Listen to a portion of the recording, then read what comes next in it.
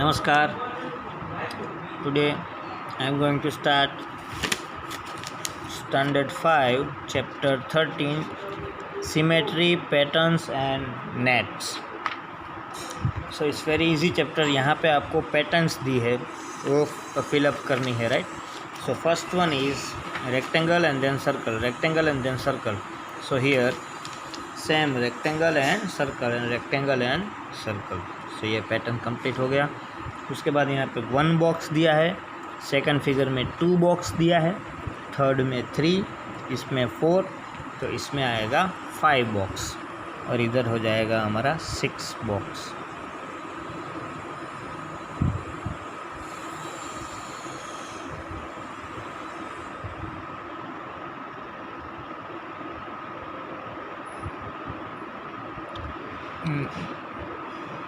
और यहाँ पे 6 वो आप ड्रॉ कर देना अपने आप, ठीक है. मैंने जैसे तैसे ड्रॉ कर दी.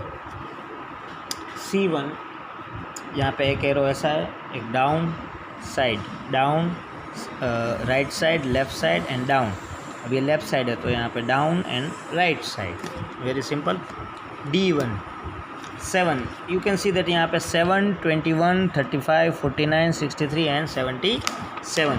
सो 7 का मल्टीप्लाई यहाँ पे 7 3 जा 21. सो यहाँ पे मल्टीप्लाई 3 एंड 7 5 जा 35 एंड 7 7 जा 49, 7 9 जा 63 एंड 7 11 जा मीन्स 5 7 9 11 एंड जो आगे नंबर आएगा वो 13 के साथ. 13 7 जा 91 and 91 multiply 15.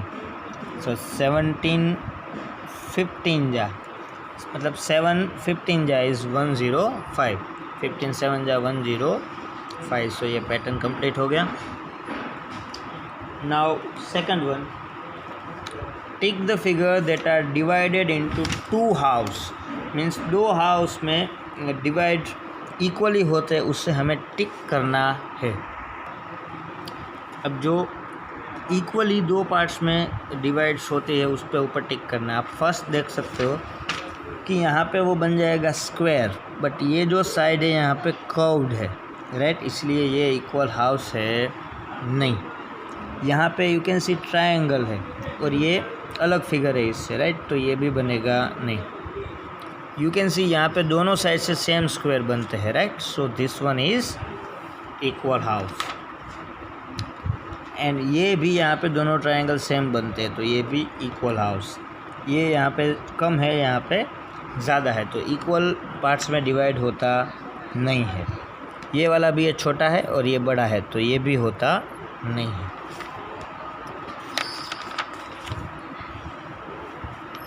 Now next topic is symmetry. What is symmetry? When you can see a shape of figure is divided into 2 equal parts in equal shape and size. We say that the shape or figure is called symmetrical. means एक ऐसी symmetrical line जो same part में same size और same look में जो divide होती है उसे कहते हैं लाइन ऑफ सिमेट्री. तो उसके बारे में हम स्टार्ट करेंगे. Exercise 13.1 question 1. Draw the line of symmetry for each of the following. हमें लाइन ऑफ सिमेट्री ड्रॉ करनी है. तो फर्स्ट फिगर है वो लाइन ऑफ सिमेट्री यहाँ से ड्रॉ होगी. यू कैन सी दैट ये 2 इक्वल पार्ट्स में डिवाइड करती है. सेकंड वन में भी सेम लाइन ऑफ सिमेट्री है वो यहाँ से ड्रॉ होगी, राइट. वो भी ये इसको 2 पार्ट्स में इक्वली डिवाइड करती है. Third one line of symmetry हम यहाँ से ड्रॉ करेंगे. Now you can see that कि ये 2 इक्वल पार्ट्स के अंदर डिवाइड होती है. Which letter, now question 2 is which letter out of E, M, V and F are symmetrical. Means कौन सा लेटर है वो सिमेट्रिकल है कि जिसको हम 2 इक्वल पार्ट्स के अंदर डिवाइड कर सकते हैं, राइट. तो यहाँ पे हमें लेटर्स दिए हैं. First one is E. So E यहाँ पे हमें दिया है ई, राइट। अब ई के अंदर लाइन ऑफ सिमेट्री हम यहाँ पे ड्रॉ कर सकते हैं। तो इसके ये दो इक्वल पार्ट्स हो जाएंगे, this one is first and this one is second. तो इसको हम दो इक्वल पार्ट्स में डिवाइड कर सकते हैं। So letter E is we can draw line of symmetry M. So M को भी हम दो इक्वल पार्ट्स में डिवाइड कर सकते हैं, राइट। सो एम का डिवाइड हम करेंगे यहाँ से, right. So we can draw in line of symmetry in M. So M का भी हम कर सकते हैं वी, यस। तो वी के अंदर भी हम लाइन ऑफ सिमेट्री ड्रॉ कर सकते हैं, right. So V one is also we can draw F. अब एफ में हम लाइन ऑफ सिमेट्री ड्रॉ कर सकते नहीं है, राइट। सो ई एम एन वी, जिसके अंदर हम लाइन ऑफ सिमेट्री ड्रॉ कर सकते हैं। Now third one, draw all the possible line of symmetry of this shapes. Means ये शेप्स के अंदर हम जितनी भी लाइन ऑफ सिमेट्री ड्रॉ कर सकते हैं वो हमें ड्रॉ करनी है, right. So third one is right. So third one में हम लाइन ऑफ सिमेट्री ड्रॉ करनी है। तो फर्स्ट वन स्क्वायर दिया है, तो एक लाइन ऑफ सिमेट्री हम यहाँ पर ड्रॉ कर सकते हैं और एक यहाँ पे ड्रॉ कर सकते हैं, राइट। और एक है वो यहाँ से ड्रॉ कर सकते हैं और दूसरी है वो यहाँ से ड्रॉ कर सकते हैं। सो ये हो गई line of symmetry. Second one circle दिया है, तो उसमें भी same as it is we can draw line of symmetry. So यहाँ पे फर्स्ट वन, यहाँ पे सेकंड वन, यहाँ पे थर्ड वन और यहाँ पे फोर्थ वन। सो ये हो गई line of symmetry, same as it is in figure C. Figure C के अंदर हम इस तरह से line of symmetry. So C में कहाँ हो सकती है लाइन ऑफ सिमेट्री ड्रॉ? यहाँ पे, बिकॉज ये दो इक्वल पार्ट्स में डिवाइड करता है। नाउ D1, सो D1 में एक लाइन हम यहाँ ड्रॉ करेंगे, राइट। दूसरी लाइन हम यहाँ ड्रॉ करेंगे और तीसरी लाइन हम यहाँ ड्रॉ करेंगे और जो चौथी लाइन है वो यहाँ ड्रॉ करेंगे, राइट। सो इसके अंदर हम लाइन ऑफ सिमेट्री इस तरह से ड्रॉ होती है। Now fourth one, how many line of symmetry do the following figures have.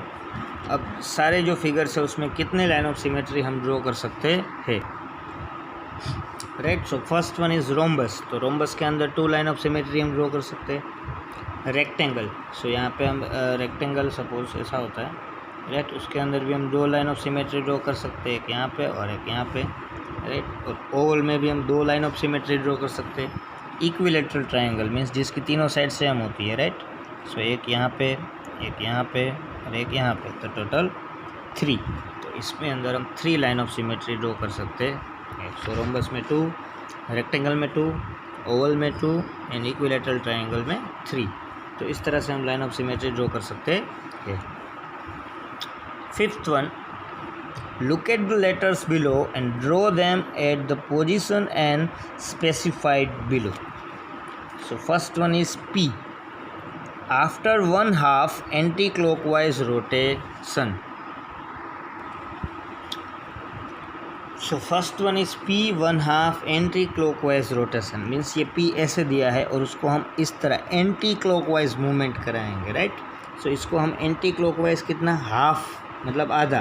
तो ये जो वाला पार्ट है वो यहाँ पे नीचे आएगा और ये वाला पार्ट है वो ऊपर चला जाएगा, मीन्स वो इस तरह से ड्रॉ होगा, राइट। तो ये बन गया हमारा आंसर, उल्टा P। Same B1, 1/4 means 1/4 part, 1/4 part हम इसको क्लॉकवाइज डायरेक्शन में मूव कराएंगे, मीन्स ये साइड, राइट। सो ये ऐसा है तो ये साइड मूव करेगा तो वो ऐसा हो जाएगा और ये वाला पार्ट है वो इस तरह ऊपर जाएगा, राइट। सो ये नीचे आ गया, राइट। सो ये बन गया हमारा इस तरह से L। Third one, after 3/4 anti clockwise rotation.